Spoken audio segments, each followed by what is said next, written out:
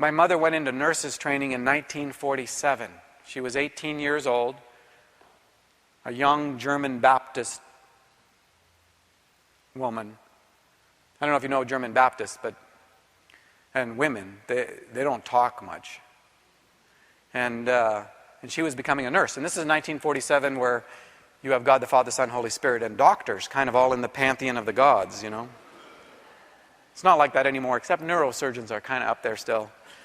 And my mom had been there 3 months and gotten her cap, which means you still don't know anything, but you look cooler, you know. And this is back in the day, you never countermanded a doctor. I mean, you just didn't go against a doctor ever, especially if you're just a trainee student nurse. Family in Victoria, this is in Victoria, British Columbia. She was attending a 3-year nurses program in the Victoria Jubilee Hospital. And there's a family in Victoria named Munn, M-U-N-N, and Mr. and Mrs. Munn had been trying to have a baby. Now, Mr. Munn is the senior pastor at this time of the Anglican Church in Victoria, and it's a high church with the censers and the vestments and all that. And they had tried 5 times to have a baby and had second trimester miscarriages in a row. And if you've gone through that kind of loss, it's a loss. And you grieve not just the loss of a human being, but you grieve the dreams and the hopes. And they decided to try one more time. And the community is praying and everybody's involved, and she comes into the hospital bleeding. Second trimester. They call the doctor, he rushes in and says, we're going to have to take the baby. So they set up an emergency C-section. He grabs the head nurse to assist and a student nurse to assist, to learn, and to do the cleanup. It's my mother. Now this is 47, she's 18, I'm born in 55. She hasn't even met my father yet. So she's pulled into this emergency C-section 3 months into nurses training, and the doctor delivers a 1-pound baby boy, 16 ounces. And just for perspective, my third grandchild is Houston Parker, and he was born 4 pounds, emergency C-section. And I have a picture of his entire fist inside my son's wedding band. Right? His whole fist is inside the wedding band. This baby is 16 ounces, 1 pound. And the doctor puts this little baby boy into a kidney tray and hands him to my mother and says, dispose of it, which meant the incinerator. My mother's looking at this baby and he's still alive. She doesn't know what to do. The doctor is completing the operation, so she finds a washcloth, wraps the baby boy up in a washcloth, puts it back in the kidney tray, puts it on top of the sterilization unit because it's the only warm place in the room. Then she's figuring the baby's going to die. I mean, this is 1947. There's no neonatal, there's no NICU, there's no nothing as far as premature babies. And she's figuring, the baby will die and then I can obey the doctor. The doctor leaves after completing the operation. The head nurse makes sure the woman is stable and then takes her to post-op, leaving my mother to do the cleanup, which she does.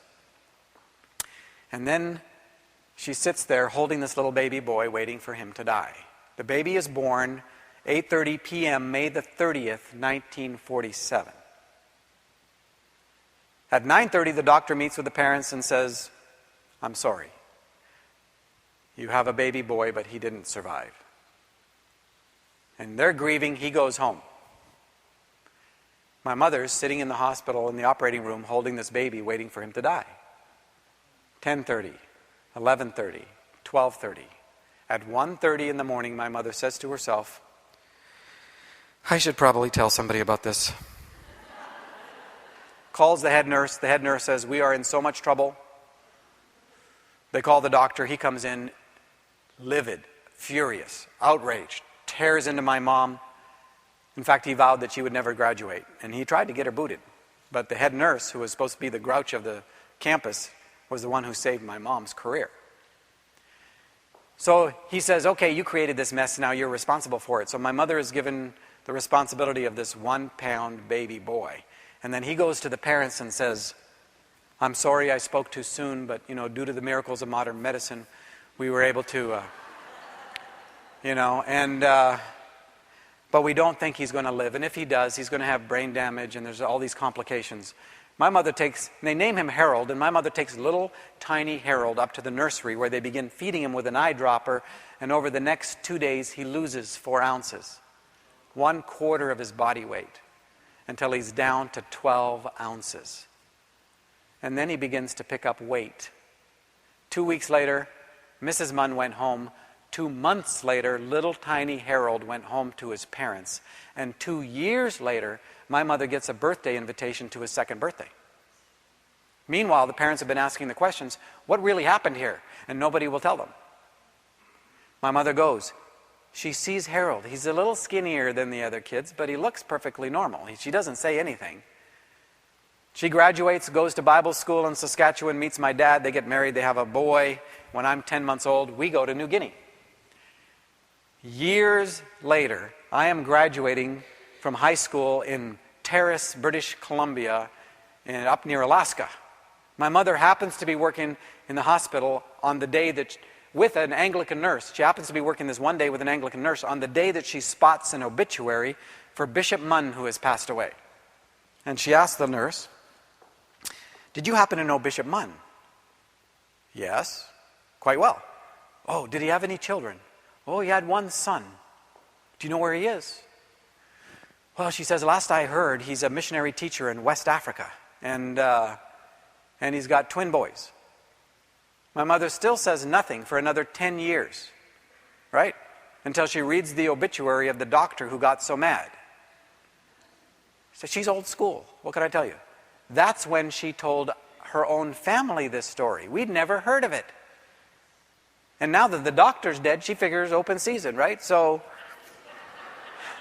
she tracks down Harold and finds that he is now, even today, he is now the senior pastor at the same Anglican church his father pastored in 1947. So my mother emails him and says, "We need to get together and talk."